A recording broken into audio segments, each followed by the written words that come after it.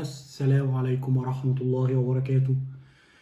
أهلا بيكم بعد حلقة جديدة. الواحد بقاله كتير ما طلعش، بس يعني كان في شوية ظروف كده، وعندي شوية ظروف في الشغل، وكان عندي شوية كام حاجة كده، وكان عندي حالة وفاة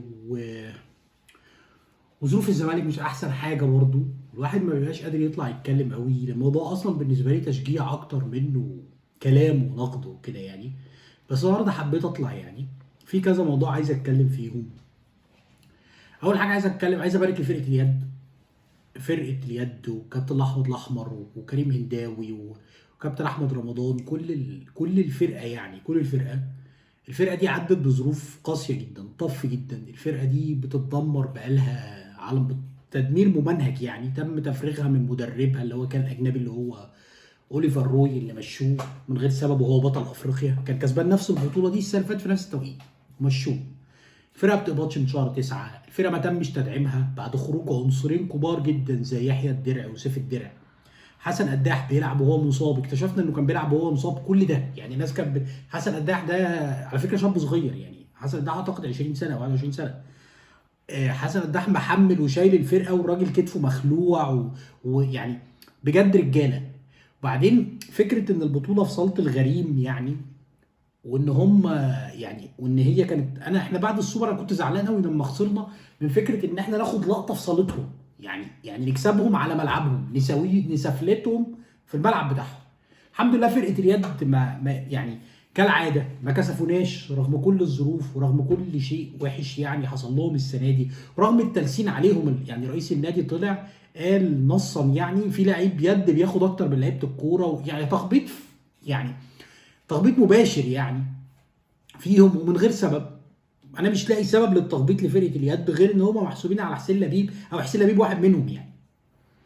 ف انا بشكرهم جدا جدا يعني على اللي قدموه واللي عملوه، مكسب عظيم. ويعني كفايه تشوف منظر رئيس الاتحاد الدولي اللي هو عامل نص تاريخ الاهلي بتدخلاته وبيفصل لهم البطولات، ومنظر رئيس الاهلي وهو خايف ينزل يسلم الكاس لاحمد الاحمر عشان الصوره ما تتاخدش عليه كالعاده يعني. تاخدت برضه. ويعني شكرا ليهم يعني بطوله. طبعا انا مش متابع كره طايره سيدات، ومش بيج فان لالعاب السيدات بصفه عامه، بس هو في حاجه لازم تتقال. فريق الطايره بتاع السيدات ده اتصدر لنا كانه هو النجاح لمجلس الاداره. هم ما لهمش ذنب في اي حاجه. ولما الواحد بيفكر فيها من ناحيه المصاريف يمكن اقل من ربع مرتب سامسونج. يعني فرقه الطايره سيدات دي كلها اللي كسبت افريقيا، مبروك ليهم طبعا. وفي النهايه فرقه بتلعب باسم الزمالك وبيعملوا تاريخ، فشيء كويس يعني، شيء كويس، مبروك ليهم. وفيهم تقريبا واحده من نجوم النادي التاريخيين، اعتقد احمد عسقلاني ده نجم من نجوم الكره الطايره في تاريخ الزمالك يعني. ف يعني هم ما لهمش ذنب في الصراعات اللي اتحشروا فيها، اللي هي فكره ان الاداره عايزه تقول بصوا احنا عملنا، يعني سابوا كل الالعاب، والزمالك اصلا محتاج يركز على 3 4 العاب عشان المصاريف. فاحنا طبعا سيبنا كل حاجه ورحنا صرفنا عليهم، وهم ما لهمش ذنب. يعني مبروك ليهم وللي مهتمين بالموضوع. هنخش على فرقه الكوره، بس طبعا لازم قبل ما نخش على فرقه الكوره كده نقول حاجتين بس كده على السريع. يعني النادي حاليا في حاله يرثى لها، بغض النظر عن الموظفين الغلابه اللي ما بيقبضوش، وبغض النظر مفيش جنيه.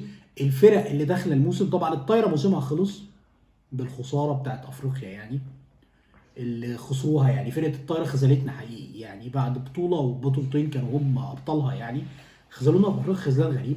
بس هو موسمهم خلص، وموسم السله خلص، السله اللي محتاجه تدعيم وما وصلناش للنهائي. وموسم اليد خلص، وحاليا مفيش حد في النادي اصلا يعني، مفيش حد. الناس سابت النادي، لا منهم سابوه لحد تاني يديره، ولا منهم بيديروه، ولا في حد بيرد. النادي حرفيا على الارض، واحنا داخلين في الحيطه يعني، داخلين في الحيطه. طبعا الواحد مش قادر يتكلم قد ايه الزمالك دلوقتي في محنه، الله اعلم هيطلع منها ازاي. بس هو فعلا مفيش حد حتى يرد على الناس يقول لهم مثلا اللعيبه اللي هتمشي تمشي ولا تقعد يعني. طبعا منتظر الفتره الجايه لعيبه كتير هتمشي وهتحصل مشاكل يعني. بس يعني انا حبيت برضو ايه اوضح الصوره للناس اللي هي إيه بتسال النادي الاوضاع فيه ايه. النادي الاوضاع فيه سيئه جدا. نعرج بقى على همنا الاكبر، فرقه الكوره اللي بتقدم واحده من اسوأ المواسم في تاريخ النادي كلها. يعني انا ما شفتش الزمالك سيء كده خالص في التاريخ، وما شفتش فرقه بالسوء ده في التاريخ. سواء احنا بالظبط اخر اسبوع اللي معلقناش الاسماعيلي خسرنا، اسوان كسبنا 1-0، والداخليه. قبل ما اخش في تفاصيل الكوره وكارلوس اوسوريو والدوشه اللي محصوره حوالين الفريق والراجل بيعمل ايه وبتاع، انا بس حابب اتكلم على التحكيم. احنا امبارح اتلغى لنا جون صح 100%، اتلغى جون صح 100%، مفيهوش اي حاجه. حمل الرايه لما اكتشفنا ان الفار رسم الخط على لعيب تاني غير اللعيب اللي مغطي، يعني في 2 لعيبه مغطيين، هو اختار اللعيب اللي ورا وشد عليه الخط. بالصدفه لو انت نزلت تحت في اليوتيوب شويه هتلاقي ماتش الداخليه الدور الاولاني كان ليها ضربتين جزاء ما اتحسبوش لسامسون، واحده منها اتشد، وفي كوره اللي هي بتاعت الداخليه اللعيب تداخل وسابوه يكمل، وعبد الغني كان تقريبا شبه خبط فيه يعني، وجات جون. فالحكام وساعتها اتكلمنا ان التحكيم مؤثر وبتاع. بالصدفه البحته والزمالك رابع الدوري في عز الظروف دي الحكم بيلغي جون 100%، ما فيهوش اي حاجه، جون ما فيهوش اي حاجه. ونفس ده الكلام ده اتكرر في ماتش اسوان. انا ما بقولش ان الزمالك كويس، انا مش ببدا، انا عايز حقي. انا وحش، انا كويس، انا اي حاجه، انا ليا حق في الملعب، انا عايز فرقتي جابت جون يتحسب لها، ما جابتش جون ما يتحسبش، بس على الاقل ابقى واخد حقي. وبعدين انت الناحيه الثانيه اي قرار بيمس الاهلي او بيبقى في مصلحه ده فرقه زي اسمها ايه دي بروكسي بتاعت الكاس دي، قعدوا فتحوا استوديوهات تحليليه والحكم اتوقف ودوشه. احنا حتى ما حدش علق على الكارثه اللي حصلت امبارح في الماتش، مفيش حد من الاداره حتى طلع اعترض. الاخ ميدو اللي عنده برنامج اللي هو حاليا المفروض مسؤول عن فرقه الكوره وكده ما اتكلمش حتى في خطا الحكم ده، ما حدش بيتكلم. مين اللي يتكلم؟ والمدرب يعني مين المفروض يدافع عن حقوق الزمالك؟ انا بسال والله. يعني هو الزمالك في عز اللي هو فيه ده والدوله دبحاه اصلا كنادي، يعني الحكام بتكمل؟ يعني انا مش فاهم، انا مش عارف. نتكلم كوره بقى شويه، الحاجه اللي احنا ما بنعملهاش خالص. الراجل بيلعب بطريقه غريبه جدا، الراجل بيلعب بطريقه غريبه جدا، انا ما شفتهاش الحقيقه وما شفتهاش بالعناصر دي. الزمالك عنده مشكله كبيره جدا في الخطه دي. اولا في مشكله رئيسيه ان اللعيبه عندنا في مصر بصفه عامه، مش هقول لك ان لعيبه الزمالك دي كلها صعد، يعني لعيبه على قدها معظمها، يعني لعيبه مصر بصفه عامه مش بتوع ادوار مركبه قوي، هم تقريبا كلهم اشطر مدرب اللي بيداري عيوبهم. يعني فريرا كان بيفصل طريقه كده، ده ما بيعرفش يغطي في 1-على-1، ده ما بيعرفش يعمل تغطيه عكسيه، مش عارف يحط ده هنا ويحط ده هنا، يحاول يظبط الدنيا. ففكره ادوار مركبه وتخيل ان هم هينفذوا لك اللي بيعمله جوارديولا مع مانشستر سيتي بلعيبه بقى لها سنين بتلعب في اوروبا، او مثلا برشلونه 2012 ان بتلعب بمدافع قلب وظاهرين طرف، وظاهرين طرف منهم ناشئ طالب منه يلعب مساك وينج باك. يعني الادوار مركبه قوي. وبعدين لعيبه الكوره في مصر في جزء منهم اصلا ما بيرجعش يدافع، يعني مصطفى شلبي مثلا ما بيرجعش يدافع، شيكابالا ما بيرجعش يدافع، يوسف اسامه ريم ما بيرجعش يدافع، نضاي بيرجع على استحياء، بيرجع كده يعني بيرجع كده. ففكره ان انت تملى الملعب ب5 لعيبه ما لهمش دور فوق الكوره، يعني احنا بنلعب 3، بنلعب في القلب حسام عبد المجيد لوحده مدافع، وعلى يمينه حمزه المسلوسي كظهير طرف ومساك، على شماله حاتم سكر، في قلب الملعب بيلعب دونجا ومحمد اشرف رؤى. وكده خلصنا العناصر اللي بتدافع، يعني كده دول مع صبحي دول اللي ممكن يشاركوا في الدفاع، مع الاخذ في الاعتبار ان الديفندرين اللي عندنا سواء دونجا او رؤى لا بيستخلصوا ولا بيلتحموا، ولو جبنا معدل استخلاصهم هيبقى كارثي. اللعيبه بقى اللي قدام كلها زيزو، المفروض ان هو محسوب ان هو ديفندر، وزيزو ده اقرب لعيب عندك بيصنع اجوان وبيجيب اجوان، فانت بعدته عن ال 18، يعني انت خدت السلاح اللي حيلتك اصلا رجعته في نص الملعب. ده غير ان بتاع ده زيزو اصلا تايه، مش مركز، وبانت جدا في توتره قبل ضربه الجزاء، وواضح ان الدوشه اللي معموله عليه مؤثره عليه. الناحيه الثانيه شيكا بيلعب 8 وهو عنده 36 سنه ولا 37 سنه، مطلوب منه ان هو، انت متخيل ان شيكا هيرجع يدافع يعني؟ مصطفى شلبي ونضاي وفيرود سيف الجزيري. احنا امبارح بنلعب الداخليه، فريق اللي بقاله من ابريل تقريبا او من ما كانش كسب. احنا الداخليه هددتنا باكتر من 5 كور منهم 3-4 انفرادات، والكلام ده حصل قدام اسوان، وكنا مهددين لحد الاوقات، احنا مهددين طول الوقت. وبعدين كل الفرق في الدنيا ممكن تمتلك الكرة وتحاول تضغط في اوقات وتندفع كلها الاوقات، في اوقات بتبقى متاخر في النتيجه عايز تكسب وبترجع تاني تهدى وتقفل الملعب انا بحس الزمالك بيلعب بنفس الريتم مع الراجل ده طول الوقت، احنا طول الوقت مندفعين، طول الوقت في لعيبه مستنيه الكرة تتسلك وتطلع تجري، وتحس ان في مساحات شاسعه في خط الباكات. يعني حمزه المسلوسي الناس يعني ايام فريرا كانت المشكله ان هو ما ينفعش باك يمين في 1 على 1، بقينا نسيب 1 على 2. حسام عبد المجيد كان عنده مشاكل في التغطيه وجنبيه الونش او جنبيه عبد الغني، بقى بيقف لوحده فبقى بيسرح اكتر. حاتم سكر اصلا اللي هو ناشئ صغير بقى مطلوب منه ان هو يطلع الكرة كويس. الناس بتجيب الصوره بيقول لك طب ما هو بيرجع 5 6 لعيبه يحضروا.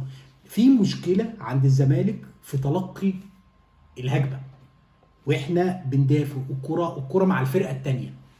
احنا مهددين طول الوقت، احنا مهددين طول الوقت، ومهددين يتسجل فينا في اي وقت. وانا متقدم يعني في الدقيقه 80 وانا متقدم بالونه متعلقه، حارس المرمى لقى يعني صبحي عامل كارثه اوكي، بس انا بتكلم ان هو شبه انفراد وقبليها كان في انفراد تاني وانا متقدم اصلا. ايه سبب المغامره؟ وليه نفس الريتم طول الوقت؟ هي الهدف مش الطريقه، الهدف مش ان انا العب 3-4-3 او 3-2-1 او الهدف ان انت تفصل للفرقه دي شيء يخليها تكسب الكوره، ان انا اسجل اكتر واستقبل اقل. مفيش بقى فكره ان انا عايز العب كوره ليها شكل معين او طابع معين في الظروف اللي فيها الزمالك دي. الزمالك حرفيا لولا النقط اللي اتجمعت في الدور الاول اللي كان موجود فيها فريرا، الزمالك كان هيبقى موقفه سيء جدا في جدول الدوري. احنا ما بنكسبش تقريبا. الاقرب ان انت الفرقه ترجع تكسب وتفوق قبل ما انت تحاول تعمل الثوره اللي انت عايز تعملها دي بلعيبه اصلا مش عارفه تعمل واجباتها الاصليه في 4-4-3 و4-4-2. يعني في كارثه، يعني في 4-3-3 و4-4-2 احنا مش اللعيبه مش عارفه تعمل الادوار في الطرق العاديه. فانت النهارده بتقول لهم 3-2-3-2-1 وحاجات غريبه كده محدش حافظ مكانه. كل ده على جنب، الطرق دي على جنب. انا بس مشكلتي ان دفاع الزمالك مستباح، وده ده الكلام ده انا قلته من اول ماتش للراجل ده. الكلام ده بينذر بكارثه في وقت من الاوقات، ان انت ممكن الفرص اللي بتروح عليك دي تتسجل. انت لو بتتهدد ب4 انفرادات قدام الداخليه ما تسجلش منهم ولا واحد، قدام مثلا فاركو في الكاس ممكن يتسجل 2، قدام الاهلي هيتسجل 4. انا مختلف تماما مع الشكل اللي بيلعب بيه الزمالك. الكوره في مصر اصلها ان الفريق دفاعيا يبقى واقف على رجليه. انا خايف جدا من اللي جاي، خصوصا ان الراجل مصمم على الشكل ومصمم على الطريقه، والتهديد بيتكرر كل ماتش. يعني انت اسوان بتهددك والداخليه بتهددك والاسماعيلي كسبك، فانت دول فرق اللي هم تحت في الجدول. انت لسه هتخش على الثلث الاولاني وهتلاعب بقى فيوتشر والاهلي وكده، فالموضوع ولسه البطوله العربيه اللي هتلاعب فيها كريستيانو رونالدو وكده لو احنا كملنا الموسم يعني. طبعا احنا مش لاقيين حد نكلمه، لا في اداره ولا في بتاع، بس يعني الواحد بيتكلم عشان الناس يعني. يا ريت نعرف لنادي الزمالك اداره. بتهيألي دي تجربه فريده في تاريخ الانديه في العالم كله، ان احنا مش عارفين مين اللي بيدير النادي. يعني محدش معروف مين بيدير النادي، الناس بطلت تروح النادي اصلا. مفيش اداره، مفيش حد موجود في النادي، مفيش حد حتى الناس تكلمه.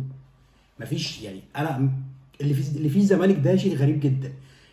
رئيس نادي اتحبس واتعزل، خلاص قصته انتهت، نقفل بقى الصفحه. ما ينفعش نفضل قاعدين لا منه اتعزل ولا منه موجود. الزمالك في محنه حقيقيه، واللي بيدافع عن الزمالك يا ريت يتكلم باسمه ويقول اللي حاصل في الزمالك، لان الناس كلها مستفيده من الزمالك ومحدش فارق مع النادي. فهو الموضوع مركب جدا جدا جدا من اطراف كتير. طبعا انا مش عايز اتكلم على عناصر الفرقه اللي اتكونت واتصرف عليها ملايين. شفنا سامسون، شفنا نضاي، شفنا اللعيبه اللي اتصرف عليها 3 و4 مليون دولار، شفنا مصطفى شلبي، شفنا اللعيبه دي كلها ما تنفعش الزمالك. اللعيبه اللي جت في الصيف دي كلها المفروض تمشي، وكل عقودها ملايين ملايين ملايين. انت النهارده يوسف اسامه خسرته عشان الملايين اللي جبت بيها اللعيبه دي. اللي جاب اللعيبه دي المفروض يتحاكم، اللي جاب اللعيبه دي المفروض يتحاكم. انا كنت لسه بتكلم في ان احنا ما فيش نادي بعتنا له عرض وتفاوضنا معاه. احنا كل الانديه عرضنا اكتر من اللي الناس كانت متخيلاه. يعني النضاي الصحف سويسرا قالت ان هم قالوا له قوم امشي من المعسكر، كان عندهم ماتش في الكاس طلعوه. الناس ما كانتش مصدقه الارقام اللي بتتعرض. اللعيبه اللي جت الزمالك في الصيف كلها سيئه، وباع نجوم الفرقه ابتدى خرج بن شرقي وخرج طارق وخرج امام، خرج اهم لعيبه في الفرقه والونش اتصاب، وفتوح مش عارفين مصير اصابته ايه او هو ما بيلعبش. فحقيقة الفرقه كلها الحقيقه محتاجه تتفور. احنا محتاجين نمشي حوالي 20 لعيب يعني ونحاول ندعم، يعني على الاقل نجيب اجانب كويسين مع اللعيبه اللي باقيه اللي موجوده. الوضع مأساوي، واللي مزود كمان ان المدرب بيحاول يعمل الصعب. طب احنا نعمل السهل الاول ونكسب ماتشين وبعدين نبقى اجرب، يعني الموضوع صعب جدا. بس طبعا في النهايه الاداره اللي عملت كل ده حطت ايديها في جيبها، ودلوقتي بتقول لك انا مش بدير، وفي نفس الوقت ما مشيوش. لله الامر، يعني لله الامر. بتمنى ان شاء الله باذن الله ان حد يجاوبنا كده، يقول لنا فين اداره الزمالك ومين بيدير النادي ومين مسؤول عنه. بشكركم جدا ونلتقي ان شاء الله على خير.